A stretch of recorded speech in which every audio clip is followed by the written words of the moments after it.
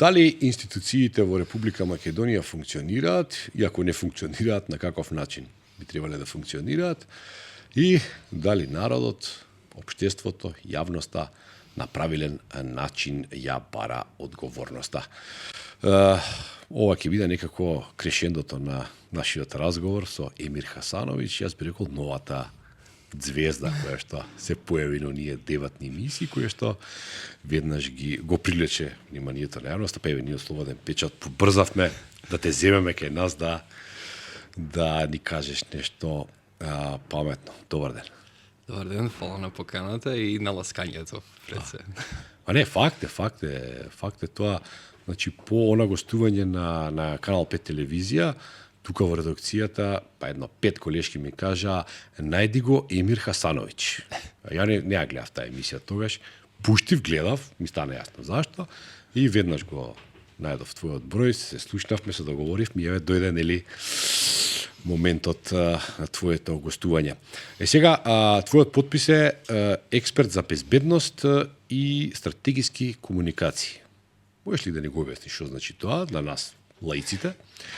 И да ни кажеш нешто малку повеќе за себе, бидејќи не знаеме детали, а не интересира. Да, јасно. Прво, фала многу на убавите зборови, многу ми значи што сум оставил в печат, особено кај вашата редакција, бидејќи често ја следам и читам, мислам, особено морам да ја пофалам вашиот пристап, тоест на тој digital storytelling и како успевате да направите приказна, така да ете драго ми е што сум бил дел од тие интерни приказни, ако ништо друго. Од аспект на мојата биографија, да, значи мојот, како да кажам, сршта на моето професионално делување во полето на стратегиските комуникации и безбедноста. Меѓутоа по вокација дипломет сум на Джорджтаун универзитетот, School of Foreign Service или школата за надворешна политика и дипломатија, што би се превело идиоматски кај нас. Тоа е меѓу најдобрите школи во САД, дипломци на таа школа се Бил Клинтон, кралот на Шпанија, моментално заменик емирот на Катар. Во овој состав мислам дека има 26 конгресмени од Джорджтаун и така натаму, така да нивната цел е да креираат поединци кои што пред се образувани во еден етос кој што се вели Women and Men for Others или мажи и жени за другите или во служба на другите со некаква повисока општествена цел. Тоа е етосот на моето работење, а потоа тоа се профилираше со некои мои лични интереси. Имам работено за агенција за стратегиски комуникации во Катар, во САД, сум работел како консултанти за агенции од Обединетото кралство и сум и служел на оваа држава како посебен советник во Министерството за одбрана, токму за безбедност и стратешки комуникации при пристапувањето во НАТО. Што тоа во кратко би значило, тоа е со дигиталната трансформација на нашето општество, со дигиталната револуција, веќе комуникацијата не е некаква тетка или чичко пред екран, кој што ви ги чита вестите и вие сте информирани. Не, сега тоа е многу подвонасочно и сега тоа треба да се структурира на одреден начин и тоа е она што јас го правам, да се осигурам дека правите информации од јавноста доаѓаат до оние кои што сакаат да ги знаат вистински и дека на адекватен начин одговараат на тоа што јавноста го профилира и бара, а со оглед на тоа дека демократијата денеска е таква каква што е и во одредена криза, тоа има безбедносен елемент, така да тука е таа интерсекција помеѓу стратешките комуникации и безбедноста. Да, бидејќи ја не дипломатски, кажам, бидејќи не сум дипломат од Джорджтаун, бидејќи се распаѓа, опасно е и се да се чуе во одреден момент.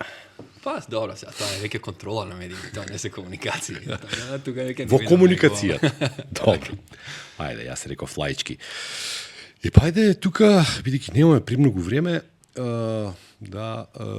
јас во невата кажав, ги спомнав институциите, кои што секогаш се кај нас, или се користи наводници кои ќе се кажат институции, функционирање на институции, или пак има некоја голема задршка дека тие си работат својата работа, во моменти кога што е тоа потребно, кога вниманието е насочено кон нив или кога е помалку насочено вниманието кон нив, бидејќи еве сега на испит беа ставени, беше ставен здравствениот систем, кога се случи ова несреќата во Кочани, во дискотеката Пулс, кога загинаа 59, сега се веќе 61 жртва.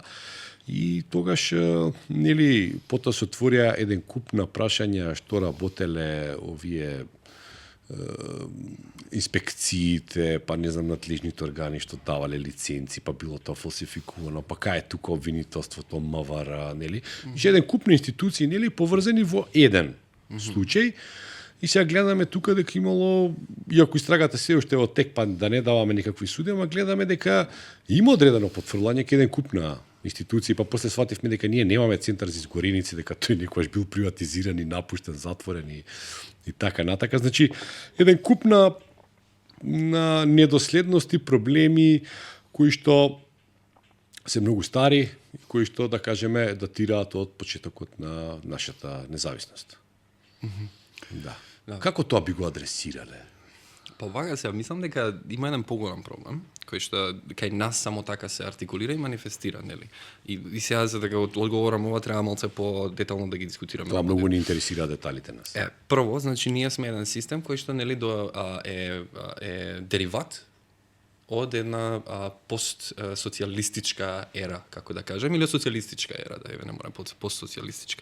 Што значи тоа? Тоа значи дека ние не сме ги поминале баш тие премрежја кои што се потребни за да стигнете вие до еден систем на либерална демократија. Тоа некаде, значи ние на 90, значи на тој септемвриски референдум кога ние биравме дали ќе бидеме држава или не, ние сме преку еден референдум само сме транзицирале многу елегантно од еден социјалистички систем во квази. Немаше ништо драматично и романтично, тоа бидејќи бев. Да.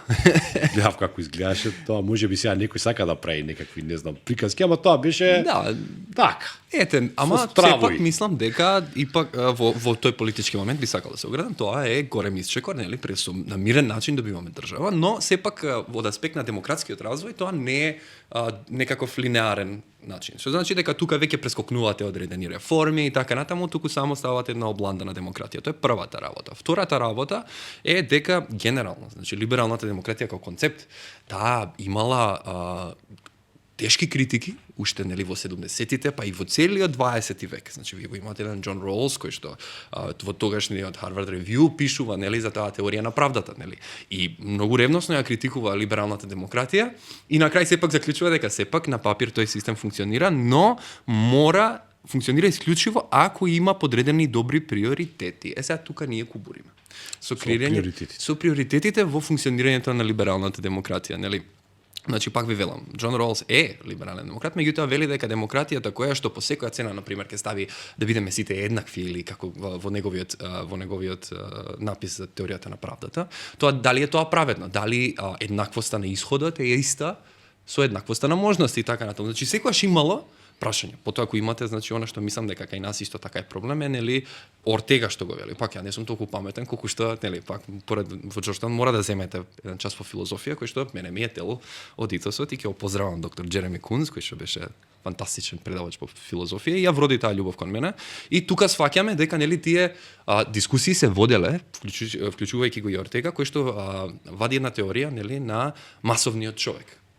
Односно што е човекот од масата. Тоа не значи дека дека на еден арогантен начин тој го објаснува, нели, човекот и просечниот човек кој што функционира во либерална демократија, меѓутоа вели дека во 20-тиот век, после тој Enlightenment Age, нели, кога ние имаме една демократизација на знаење, демократизација на капитал, демократизација на се, вие имате масовикација на култура, масовикација на образование, веќе ви звучи познато што сакам да кажам, масовикација на се, нели. И доаѓате во ситуација каде што изразот на одредено мислење, став или кој што е изграден од некој експерт или човек кој што е добар во својата фела е еднаков со тој кој што, нели, поминал 5 до 6 часа во размислување на истото. И кога тоа ќе го преточите во начинот на кој што ние артикулираме политичко мислење, тоа е преку политичките партии, кои што тоа го вулгаризираат на еден многу, како да кажам, примитивен начин до некаде. Тоа е добар збор. Ја имам пострашно. Не би одел натаму, ајде да покажеме некаков модекум на почит, да створиме некаква ненаелектризирана атмосфера, да дискутираме за работите кои што не морат, нели. Не се сомневам во ничи добри намери, меѓутоа патот до пеколот е поплочен со добри намери, тоа мора да знаеме. Затоа е битно, мислам дека да се врати, пак и Ортега тоа го велим на еден начин на кој што јас не се согласувам, меѓутоа велим некаква општествена аристократија, нели? Аристократија која што ќе биде базирана и темелена на способност и на вистински квалитет. Тоа е она што недостига. Тоа е хоризонталниот проблем по кој што после не води до кочани, нели? Вие гледате дека имате системски потфрлања во целиот извршен апарат, па дури и после недостаток на надзор, она што го зборував, во храмот на демократијата, кој што изгледа се има претворено во некакво мочуриште на демократијата, каде што не се зборува за ништо, се циркулираат исти дневно политички теми и ништо суштинско.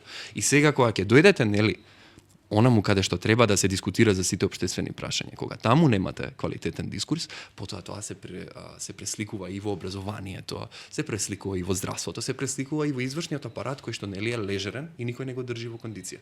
Тоа е некое мое гледање за тоа каде потфрламе сега, а не се нови проблеми, меѓутоа ние не дискутираме квалитетно за нив. Не би сакал да спорам, туку само да го надополнам ова филозофско гледиште на либералната демократија.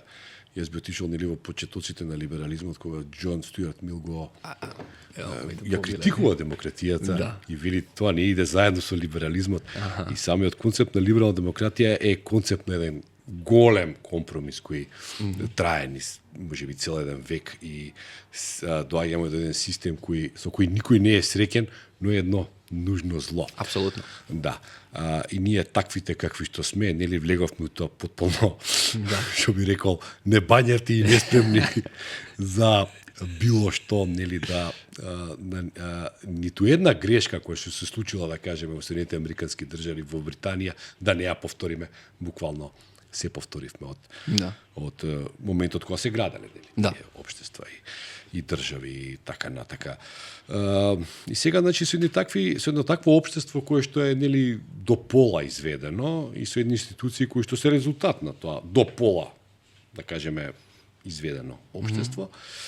И една нација која баш и не е најдобро информирана за тоа како треба нели што да бара од политичките партии која ги избира. Ние значи имаме општество во кое што општата безбедност некако повеќе зависи од среќата, одошто од тоа колку сме подготвени. Дали тоа така би можело да се каже? Па сега зависи во кој... Ние сме денеска живи и здрави, бидејќи не сме били на концертот на ДНК во Кочани. Тоа е факт. Не е само ДНК, вие го имате, никаш нема да го заборавам човекот кој што имаше нели автобуска несреќа таму кај Мавровка, кој што велеше, кој што на крај умра од срцев напад. Значи велеше ви од мене сакате убие да направите, значи тие автобуси не се технички исправни да возат, ви текнува на тој човек. Да. Нели, значи тука веќе знаеш знаете како ако у еден момент било овие навистина крадат, нема да остане ништо.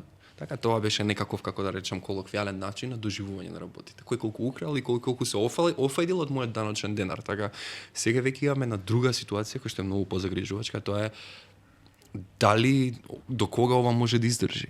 Така, до кога овој систем кој што сме го наследиле, ова инфраструктура, мислам дека следна трагедија, не дај Боже да биде, да се пробудиме сите ден, да пробаме да пуштиме вода од чешма и да немаме вода. Зошто? Затоа што струја да снема. Значи целата критична инфраструктура нас ни крахира. Зошто? Затоа што се инвестира во некакви глупости, во однос на приоритети, се враќаме на Ролс, погрешни приоритети во демократијата и не се вложува во критичната инфраструктура, не се вложува во правење на една овозможувачка околина за еден предприемач, бизнисмен или било кој треба да ја полни народната каса, од која што ќе се трошат работи, да функционира. Мислам, вадење на еден документ е веќе проблем. И сега тука да зборуваме за некакво високо ниво на безбедност и аналитика е излишно. Кога на нас системот ни се распаѓа, критичната инфраструктура ни е доведена во прашање, онда имаме многу посериозен системски проблем. И тука произлегува таа потреба за реактивирање на собранието. Бидејќи видите, собранието не е ситуација каде што вие треба да правите исклучиво она што извршната власт го има зацртано како приоритети. Тука вие дискутирате, вие сте општественици собрани кои што треба да носите нови перспективи, да го држите системот во кондиција и да не носите заедно со времето. Тоа е поентата на 120 луѓе таму. Нели? Кога тоа го нема, кога нема недостаток на диалог, кога нема недостаток на, значи јас сакам да видам пратеник на тоа што истражување, пријатели. Ова сум го прочитал, ова вика тука, ова изгледа вака у X држава, треба да се имплементира тука и мислам дека ќе успее од XYZ причини, а треба да внимаваме на 1 2 3. Вие што мислите? па нека дојде опозиција, нека го коментира тоа. А ние имаме некакво секојдневно препукување и пак се враќаме на тие погрешни приоритети. Само наративот, тој против твојот наратив и сега како тоа ќе влезе меѓу народот. Да, и после значи на еден хазардерски начин и отвараме и некои работи кои што многу деликатно треба да се отвараат, како на пример сега, пошто ја имам тоа проклетство, значи да не ги доживувам двете етнички реалности поради нели мојот бекграунд, мајка ми е албанка, татко ми бошњак, израснат сум урадишани и јаја паша и некако сакам неки ги живеам, не ги доживувам тие реалности. И сега кога ќе видам како се одразува тоа во една реалност и секогаш сум бил човек кој што ако се обраќам на одреден јазик, ја ти се обраќам на приоритетите што се тебе битни и што треба ти да размислиш. А критиките во албанскиот етер ја ги изнесувам таму, а она што мислам дека треба македонската јавност која што зборува македонски да знае, го зборувам тука. И сега она што ме грижи не е популарно.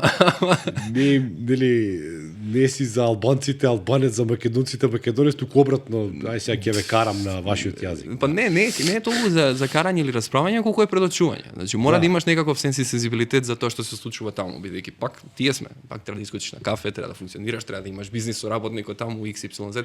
Сето тоа ти се случува. Сега, значи тие меѓуетнички односи секогаш генерално биле добри и постои комуникација, постои дружење, постои многу работи постојат. Освен кога политичарите решаваат тоа да не постои за одредени работи, да има тези. Инаку на човечко, локално ниво тоа секогаш функционирало. Функционирало апсолутно, меѓутоа многу е битен. Не би сакал да правам мито тоа дека не знам нешто сега јас и некој друг, ние не комуницираме. Не. Меѓутоа дефинитивно има одраз, нели, тој политички дискурс на тензиите, така. Никој не е раат кога работите се прават хазартерски, нели. Никој не му е сеедно кога некој игра фудбал, че министерство кое што треба нели да ти гради меѓуетнички односи. Исто така не ми е сеедно кога на тоа тие кои што велат дека сака да го реформираат, ќе донесат друг човек кој што прави исти глупости, само другата страна на спектрумот. Знаете, имате една друга работа кога станува збор за социјалниот дискурс. Значи, у последните 60 години ние сме биле сведоци на центристички влади. Не затоа што никој немал радикални идеи. Имало радикални идеи тоа колку и тоа многу подобри од што има сега. Меѓутоа биле внимателни во таа артикулација, затоа што знаеле дека секоја акција може да предизвика подеднакво остра реакција. Односно, ако вие отидете премногу екстремно на оваа страна, тоа е као пендулум, го знаете, не Изак Њутон. Како удира? Ако вие удрите со волку снага на оваа страна, може да бидете сигурни реакција на акцијата, да. И тоа со иста инерција. Да. И затоа имало толку центристички влади, толку внимателни луѓе, толку, како да кажам, можеби издодевни политичари, кои што во тој момент не биле толку популарни, меѓутоа кога ќе помислите сега на еден Шарл де Гол, така, на една Маргарет Тачер, каква таква, па ќе кажете, пази, овде има државнички моменти.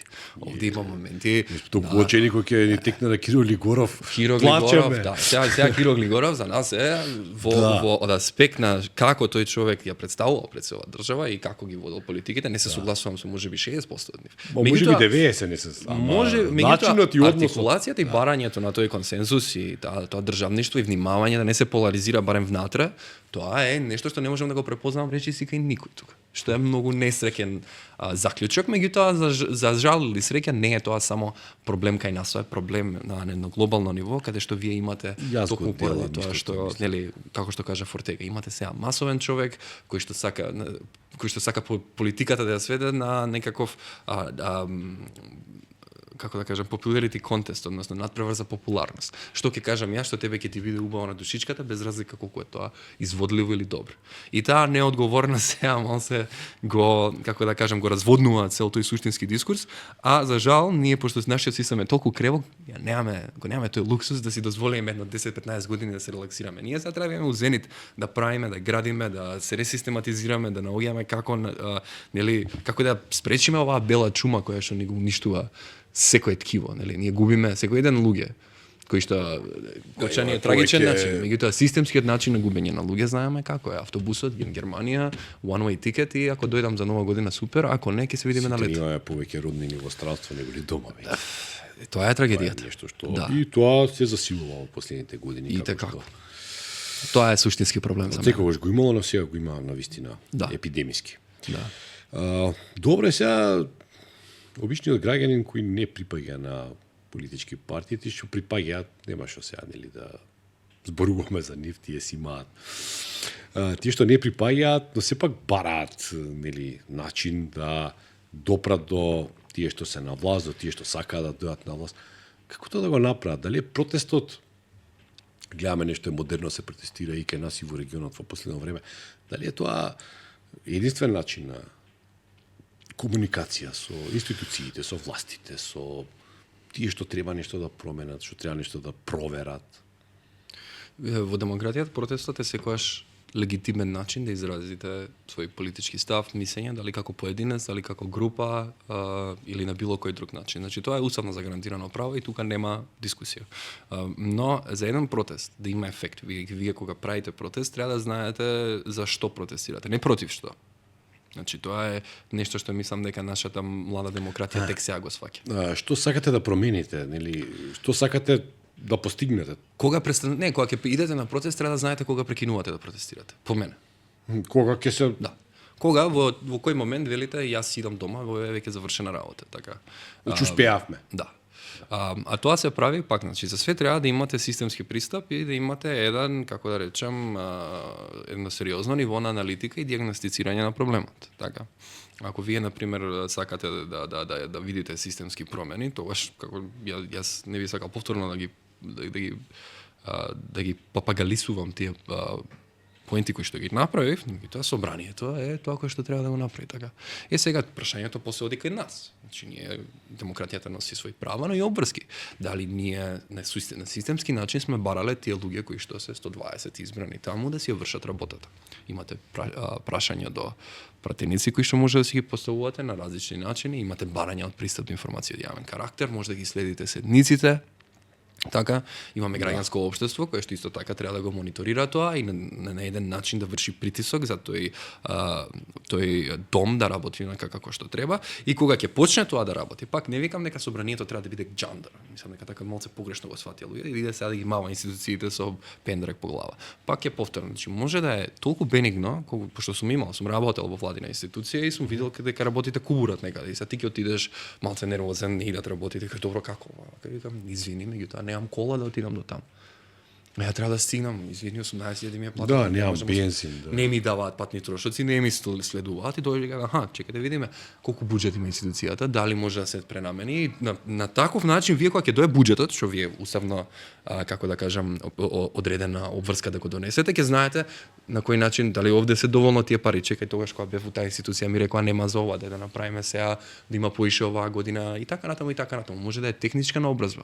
Некој не знае, му треба одреден софтвер, нема наобразба да го користи. Да, не знае каде да кликне. И тоа е улогата на собранието како контролен механизам, пак велам да го држи системот во кондиција. Сега да имаше, да речеме сега и овие протести, да има конкретно реализирани барања од парламентарната власт. Вие извршната кога ќе потврли на овој начин, сега без да се навреди било кој извршната, толку крај. Од вас толку. Сега може да си работите работата како што работите, меѓутоа тие што вас ви се претпоставени, тие треба да прашаат кај сте за тајле. И секогаш во отсуство на тој диалог ние имаме хиперпродукција на телевизиски дискусии, зашто тоа, па кој, па дали ќе, па има ли, па може, што е окей, како суплемент на главната дискусија што се случува. Крај крај. Да. Меѓутоа мора да биде водена од еден структуриран диалог базиран врз факти, компетенции, наука и увид во системот, за тоа да има вредност. Бидејќи се и ние зборуваме доста широко, меѓутоа да имаше нешто од собранието, некаква надзорна расправа, некакви точки едно друго, ќе седневме и јас и вие, чекајте ова тука денеска што се случи, ама ова недостига, па онда имаме што да анализираме. Собранието отиде на одмор 15 дена. Тоа ми е рак рана, не можам да го прифатам. Па не го разбрав зошто е тоа така, навистина. Не знам, мислам после Дели? Тоа што го направив не само вистина, мислам дека луѓе толку не се фокусираа на мене, иако на крај испадна целиот мој инбокс као ја треба да го направам. Не, луѓето видоа, пошто беа бројки испринтани, 0 прашања. Мислам, вие имате целиот тој концепт на пратеник е обесмислен. Значи замислете се, може да ми замери бившиот премиер колку сака. Сте бивши премиер, да идете на избори и да парате 120 мандата, толку сте пренеле нели у државна изборна комисија. И да влезете у собрание и да имате 140 амандмана или така нешто само за буџет. Тоа е и 0 прашања. Тоа е премиер, сите, тоа е лузерски менталитет прво. Сите секретарки, фотели, сега да биде не може да тоа така. прашање. Тоа е прво прашање на демократска култура. Ти избрал народ, си барал мандат, мораш, значи си имал визија како треба да изгледа државата, а при тоа сега имаш 0 прашања за како таа визија да се имплементира. Значи, гледате како се обесмислува политиката. Како не? Нели? И за тоа е битно да ги Тоа вратиме што како лидер на некоја опција тој ги тогаш го добил мандатот. тогаш, да. Али како год вие сега може да се вади, неќам сега ја да сум у фокус едно друго, ама мора да си работиш работата, да си го заработиш денарот, пријател. Ако не, дај оставка ќе дое друг. Ако веќе не ќе да бидеш сметња у партиските овако. Меѓутоа, чекај сега тука и ото и универзитетски професор, па вајде веројатно има нешто за што има да праша, нели? Па тоа е башка муабет. Меѓутоа, сваќате што ви зборувам сега кога верите приоритетите. Не треба јас и вие да ги одредуваме. Треба да ги одредува еден орган кој што сите сме го избрале, затоа што вие денеска станати сте рано, имате работа, јас имам работа до 5 и како тој орган не си ја врши својата работа. Како ние да го натераме со протести или со некакви вонредни, редовни лекови? Мислам дека притисок и барања и прашувања и праќање мејлови, имаме граѓански организации. Здодевници. Мора да бидеме здодевни додека не се појави некаква проактивност и после тоа нели да се води диалоги во медиумите. Апелирам многу повеќе да се прави притисок за тоа како работи собранието и што има испорачено на комисиските расправи, за да може врз основа на тоа после и партиите да ги натераме, да ги оценуваат пратениците на тој начин. Иако не сум под илузии, знам како функционираат партиите и како ги бираат пратениците и која е битноста на контролата на тој пратенички состав, како нели ако сакате да бидете мандатар и премиер, но тоа не е демократија. Тоа не е демократија. Кој не е битна лојалност, ја мислам. Да. Или едно време имаше онакви подпишува меници дека ако ја напуштат партијата ќе го изгубат. Никад нема да го морам да и се заблагодарам на Катерина Блажевска која што 2015-14 имаше напишана многу убав текст за дали беше интервју со Стојан Андов или Стојан Андов беше овакво еден од клучните луѓе кои што дава изјави, меѓутоа она збореше за монолитноста на партиите уште 2015 и како се тие монолитни и како нема никаков разговор и тука искочи тоа со мениците и се што мислам дека е нели една страшна тактика ако на вистина се случува и ако е стварно во тој момент, бидејќи тогаш на вистина се нарушува целиот социјален договор. Државата е социјален договор, значи ние сме се договориле дека ќе бираме пратеници кои што ќе бираат власт, кои што ќе бираат органи, кои што мене ќе ми го направат животот подобар. Ако не се тие пратеници независни, слободни и способни да размислуваат по своја волја и во интерес на граѓаните, туку во интерес на одредени политички структури наречени партии, извинете, ама тоа не е држава. Не сме се договориле така. Сме се договориле поинаку. Така да тогаш, значи, тоа е друго. Секој вака подлабок разговор со кој да го водам на телевизија или пред медиум или во нашето приватно, нели во кафеана е тоа. Секој доаѓаме до тоа дека нашето собрание е една проформа институција која што нели работата е обратно поставена, лидерот на партијата што ја освојува власта, нели што го добива мандатот, нели. Да. Најмногу пратеници не сака да биде претседател на собранието, сака да биде премиер, бидејќи во извршната власт е таму е моќта, таму се парите, таму е да, во недостаток на надзор од собранието таму е, да. Таму е. Во недостаток на надзор. Да. Значи, ако имаме надзор, тоа не е така. Меѓутоа, пак ви велам, се доаѓа од граѓанинот и граѓанското општество кој што морам да го искритикувам дека треба малце повеќе, значи кога се прави истражување на граѓанското општество на грантови функционира, сега да бидеме реални. Зашто ќе стигнат пари за тоа ќе се работи. Ако не му стигнале за собрание грантови, не функционира само кај нас, функционира и во САД, функционира и во Белгија, функционира и во Германија. Ако никој не му дал грант за собрание, нема да го прави тоа, ќе прави за друго. Затоа што не го наметнуваат како тема, видете, и нашите земји пријатели кои што вложуваат, значи ја не учествувам у таа фама дека граѓанското општество XYZ правело вакви работи и нечини. Значи тоа што го има допринесено граѓанското општество во носење стратегии, помагање во институционални реформи, разбирање на состојбата во одредени сектори, тоа не можеше државата никогаш да го направи. За тоа треба да бидеме благодарни. Дали имало вулгаризирање на тие средства во дадени моменти? Секако. Дека има. Но во ниедна мера како што е извулгаризиран државниот систем. Ако имаме некаде гнев, таму треба да биде гневот, а не таму кај што некој покажал со прст па згаднал некому на жулј. Да бидеме внимателни, бидејќи е битно, тоа се луѓе кои што се сериозни општественици, добро образовани, подковани, но мислам дека и тие погрешно ставале акцент на да дое на настан премиерот, да дое на настан овој министер, едно друго. Бе викни на 5-6 пратеника, поише работа ќе ти заврши. Пошто 5 пратеника кога ќе му зазвонат на министер, ало бе, работава стратегијава, сега карикирам пошто учествува во пишувањето за млади, до кај? Вие во агенција за млади и спорт имате преземено нешто. Зошто? Немаме буџет. Како бе немате буџет? Идната година да ставиме ставка X. Значи, кога ќе го почнете тој муабет, начинот на функционирање на парламентот пак не мора да биде тоа палка со глава, абе конструктивно. Што ти треба? Дај да ти завршам работа, да ти направам некој решение. И тогаш кога ќе почнеме така структурирано, пошто се таму on the record, што ќе искритикуваш треба да запишеш да стои таму уредно. Па ќе се спремиш, пошто за тоа треба да одговараш утре едно друго. А не вака на телевизија сум кажал, ми извадиле од контекст едно у собрание, нема вадење од контекст. Нема вадење од контекст, да говориме за се говори. Да, и у влада кога идете, има една убава институција која што ја запознав многу доцна, која што се вика Совет за законодавство или Комисија за законодавство. Секој закон иде таму. Немаш ти што сакаш да ставиш, ќе ти кажа таму господата и господите, извини, ова може, ова не може, за ова може да се разговара. Така да мора да се структурира диалогот. Не може кој што сака да збори на било која тема на било кој начин. Значи треба да има структура, треба да биде врз основа на податоци и треба да биде нели да се направи еден општествен консенсус за тоа што е нели нашата визија 10-15 години од сега. Ние тоа го немаме.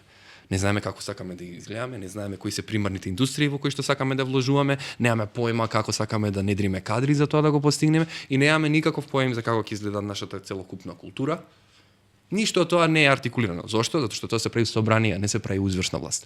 Тоа се прави таму каде што треба сите да се договориме, па владата да изврши. Не само власта, па ја правам што сакам. Не, мора да ја вклучиш и опозицијата. Тие не се таму за цвеќиња да бидат за фикуси. Тие се таму да ти ја оплеменат визијата, да ти ја облагородат идејата и да ти дадат нешто што ќе биде, нели, слободен печат на граѓанското мислење или консензус. А ние кога го немаме тоа, после имаме поларизација. Па нормално, кога правиш како сакаш ти, само затоа што во овој момент бројките се на твоја страна. Така не може. Никој сме немале консензус за ниту едно прашање. Тоа баш имам говорено многу во и на други медиуми за тоа и дека секогаш кога ме прашале кој е решението, јас секогаш велам па за себе решението е консензус. Ако имате консензус, тогаш веќе сте го постигнале решението. Ама тоа мислам дека кај нас треба уште толку време да помине, нели, да изнедриме други кадри. Сила закон менја, како не? Може да се направи, меѓутоа, кај нас кога речеме политички диалог, ние мислиме и пред некој ден јавно го искритикував тоа, политички диалог, двајца претставители на политички партии. Океј, да, можеби можеме да имаме за одредени акутни прашања диалог помеѓу политички партии. Диалог, разговор се води во собрание. Поструктурирана, има деловник. Едниот е член на собрание, другиот како премиер доаѓа на партијачки прашања, може таму да го Да, имате. може и да тоа да почитуваат институцијата. И не можете вие како пратеник да Емир не лаже, ChatGPT, Емир лаже, ChatGPT не лаже. Пишете во вако у ChatGPT дали е пристојно пратеник да отиде кај премиер на седба во влада. Да. Не може. И вие сте новинар, дали оди новинарот кај уредникот или уредникот кај новинарот? Да. Значи мора да има некаква хиерархија. И сега вие имате на ситуација кај што претседателот на треба овој да отиде кај него во собрание. Не кај него, кај нас. Собранието е мое, не е на никој друг. Состанокот да се одржи во просториите на собранието. Во домот на демократијата, храмот на демократијата, највисоки држава. Таму се носи тоа. Владата е инструмент на собранието меѓу другото. Да. Меѓу другите инструменти кои што собранието ги има, со устав дадени вако. Значи не може владата да го распушти собранието, али може собранието владата. Само по тој момент треба да кажа чекај. Полека. Ајде идеме таму. И не е тоа, знаете, не може да се мери после со некаков политички габарит, јас сум овој, јас сум оној. Не е битно да имаш 119 пратеника. Тој е еден ако сакаш да го сретнеш, го сретнуваш у собрание. Така оди тоа. Чарето сега. Еве имаме неколку примери од поголеми, побогати, помокни држави, тоа дека се посрекни, кои има, да кажеме, малку поинаков систем, да кажеме, ние имаме, нели, парламентарен систем, гледам, имаме земји со председателски систем. Дали тука може би леко да имаме, место да имаме и председател и премиер, да имаме председател само, или само премиер, а собранието, да кажеме, како некое дводомно, да може да врши и законодавна и некаква инспекциска видете, улога да има во целата работа. Да бевме некоја држава од 20-30 милиона луѓе, ќе речев да, може би треба да го менјаме системот, меѓутоа овој систем е толку едноставен, толку прост, толку линеарен, да нема потреба да се менува. Единствено нешто кое што може би го предложил е, мислам дека 120 пратеници се многу. Мислам дека на примерот на Црна Гора, мислам дека се 90 кај нив или 80, не ми текна. Меѓутоа 80 или 90. Така, али мислам дека се 90, не ме 41 се прави влада, значи 80. Ја. Тоа го знам, како го знам само. Тоа за мене е функционално собрание, собрание кај што никој не може да си дозволи да доаѓа од Кејф, туку мора да работиш. Значи они баш комисијата за здравство ја земав тогаш на таа вакво, ние имаме 5 состаноци, они имаат 47. Во Црна Гора? Да, затоа што разговара, затоа што мора да разговара, затоа што кога се 90 луѓе, тогаш ќе мора малце да имате поприсен однос и да играете кој вака 120, овој земал 40 противника, 15 ги познава овие другите, па не и баш толку. Не ги ни видел никад во живот. Имено. И сега тоа едино би го предложил како нешто за размислување, меѓутоа морам да признам дека неколку колеги од граѓанското општество, мислам дека еден од нив беше Кристијан Фидановски, меѓутоа има уште неколку кои што направија една акутна анализа за нашиот изборен модел и собранието и како се бира све. И они објаснија зошто уствари нашето собрание е окей. Меѓутоа пак проблемот беше имплементацијата и како се користат тие пратеници и што се случува внатре и така натаму. Така да би се оградило од некакво предложување на некакви реформи, пошто не ми е тоа фах, но од моје гледање, од тоа што го имам видено како компаративна анализа, мислам дека би можело да се дозволи некако смалување на бројот на пратеници и со тоа поефикасна работа на собранието. Ако имате ефикасно собрание, владата мора да биде ефикасна. Тоа е, како да кажеме, еден причинско-последничен однос кој што функционира така. И кога вие имате пратеници од власта кои што ќе, нели, поставуваат прашање на премиерот кои што нема да биде се изморивте ли, онака.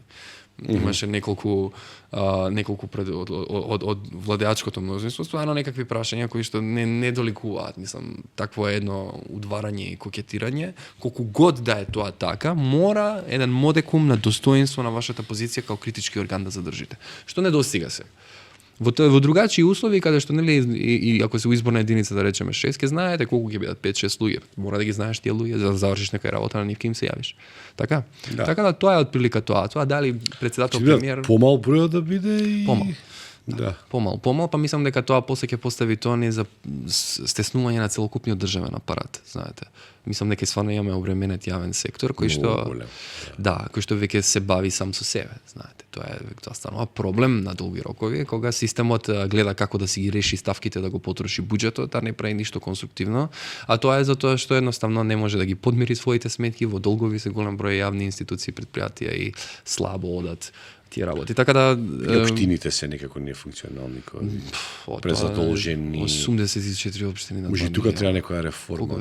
Па да, многу општини има. Сега тоа е дополнителен проблем, пак ќе речам поради ние никад немавме некаква логична децентрализација. Мислам дека ние заглавивме во втората фаза од тој план за децентрализација на државата и општините никад не станаа општини.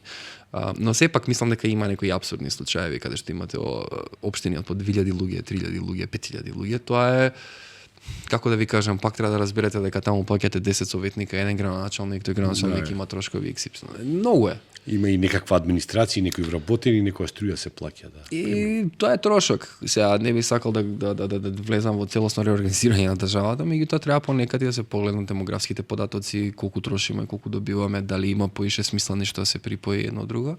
И на тој начин да размислуваме малце по трезвено, бидејќи, знаете, тука ќе дојдат и различни интереси во прашање, партиски, политички, етнички, како год, но сепак на крајот на денот граѓаните ги плаќаат тие политички акробации и треба да се земе преди некогаш интересот на граѓаните, бидејќи навистина дојдеме во една ситуација каде што не можеме, знаеме веќе, гледаме дека не можеме долгорочно вака да тераме. Ако навистина има интерес да се тргне од мртва точка, треба малце да ги погледнеме проблемите во очи. Ама суштинските проблеми, не зборувам за надворешно наметнатите проблеми, него оние кои што се прво креирање разбирачка меѓу нас, второ усогласување на тоа како треба да ни изгледа она што ние го нарекуваме држава и трето посветена работа и бирање на кадар кој што ќе може тоа да го изведе, нели? Тоа се три едноставни чекори кои што не може да го направат, кои што не може да ги направат луѓе со тесни интереси во некакви, како да речам, политички монолитни структури. Тоа треба да се направи со притисок. И така да ако се враќаме пак на протест, сакате протест, дечки, окей, нема проблем. Идете протестирајте, ама не може тоа да го направите без барање од парламент, без конкретна листа на што очекувате да се промени. Сакате парламентот да смени. Парламентот менува, да. Парламентот ги носи промените, не владата. Владата прави како што ги наложи парламентот. Толку. Тоа е многу јасно исцртано во нашиот устав.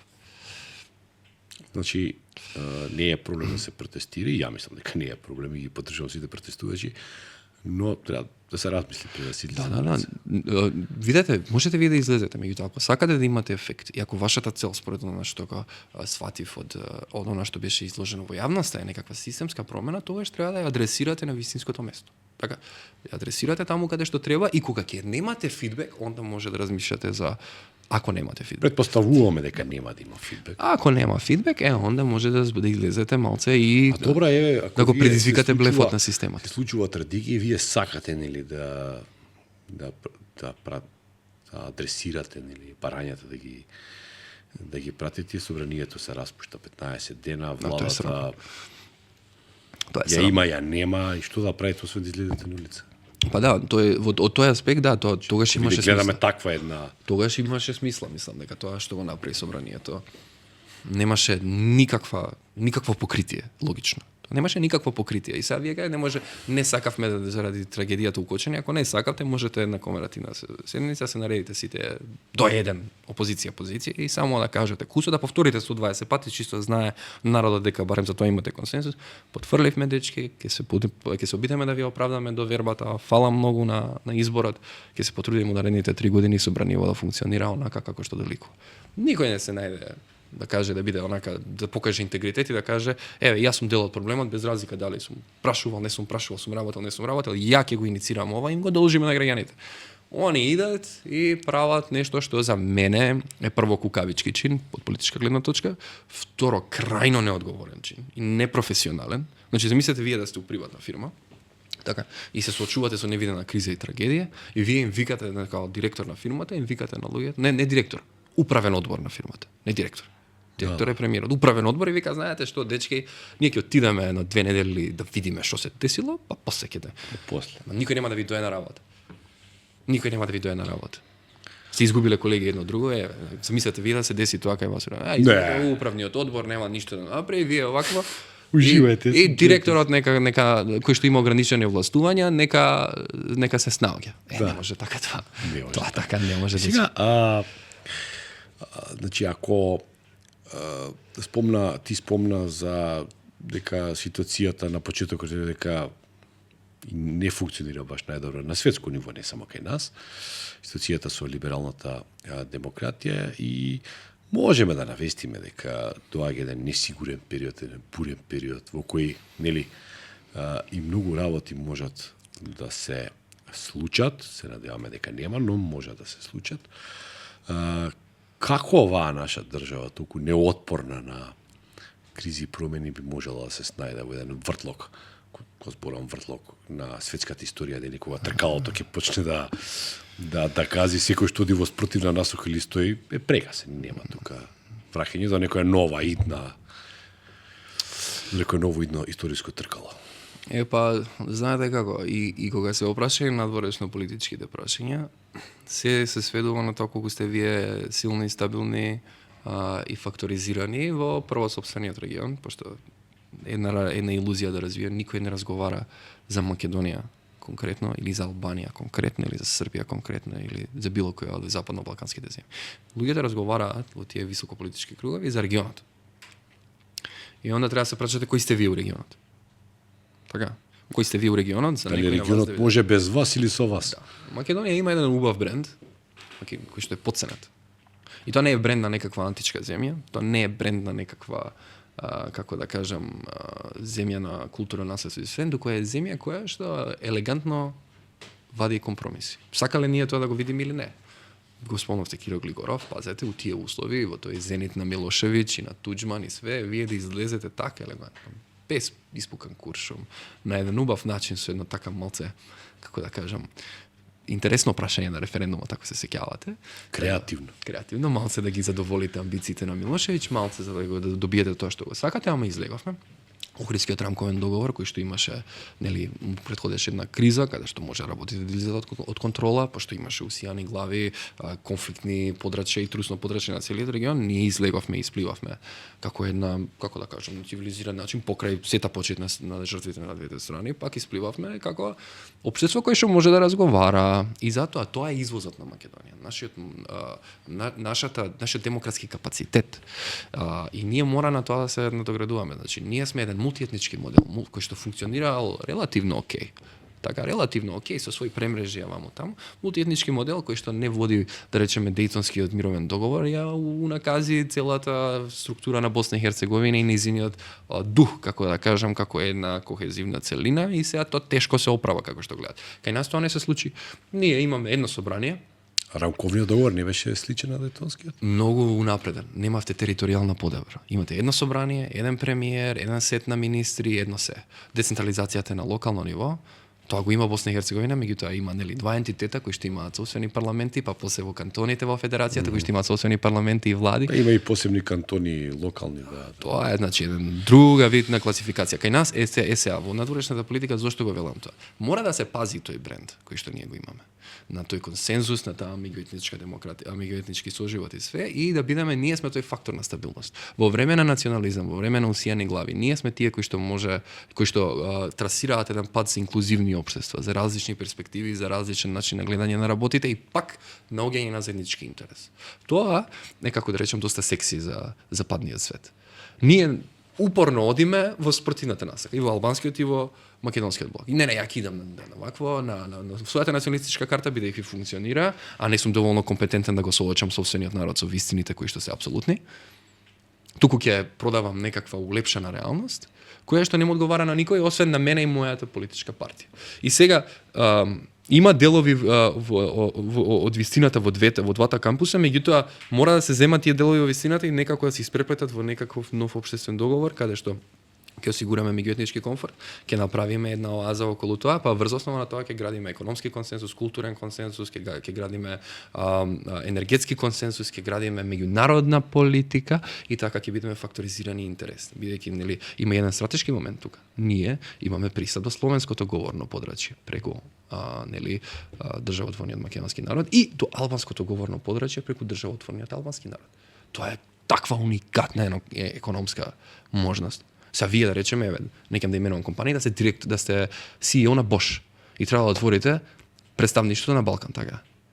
Не ви е логично да кажете да го отворам у Скопје, затоа што ќе покријам албански. Не било бидејќи не ги отвараат во Скопје. Не ги отвараат затоа што гледаат дека нема консензус, дека живееме паралелни реалности.